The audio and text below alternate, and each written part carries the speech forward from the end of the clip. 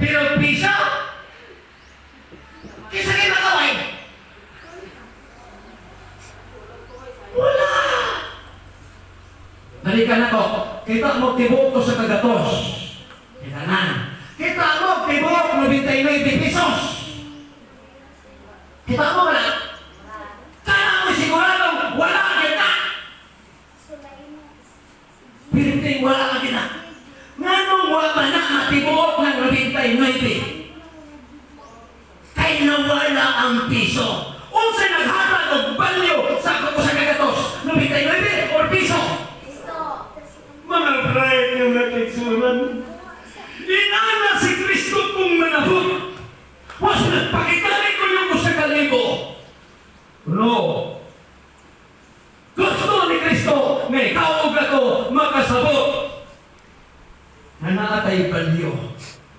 Pero piso na. Tanawa ninyo, kung yung pala yun, Lucas 15, si Kristo, biyaan niyang 99, pangitaon niya ang usa. Ngayon, ay wala kumplito mga igsuon. Wala yung masa kong amigo sa unang naulit siya, sa kahulman pagkukulit, tibo ko sa gatos, bay, sa umanin mo, sa hulog akong 5 ba, kung nagkutan kaya akong iwangan. Mara kung ikaw nagkanasan, siniora kitong iya. Pero abin Nixon, ang 5 pesos, di na lang puniton. Pero inong gabi, imo mo sa kanino, di makumplito kung wala ng piso. Amen? Inanak na kamal sa Ginoo. Walang gustos Ginoo. Nga pangitao na to, kanunay ang atong balyo sa atong pagkapiso. Kay pasin mo niya sa atong pagkakita, nakabantay mo sa ilustrasyon ni Kipanote, uhaon ang taya diha sa sinsilyo. Kay kung piso na, kaunon pagtaya, di na maklaro kung pila siya.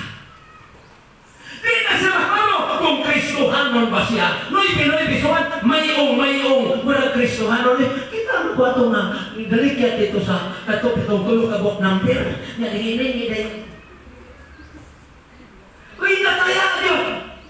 Inong Igsoon dito ko na sa Dikos. Atong Igsoon nagkaluyas pag-alagad. Kaya lagi, ang sige pong sideline ining lasto. Lasto ang taagin ako dapat brad lasto. Kapila naman ka nagataya. Siya murag, tuig naman eh.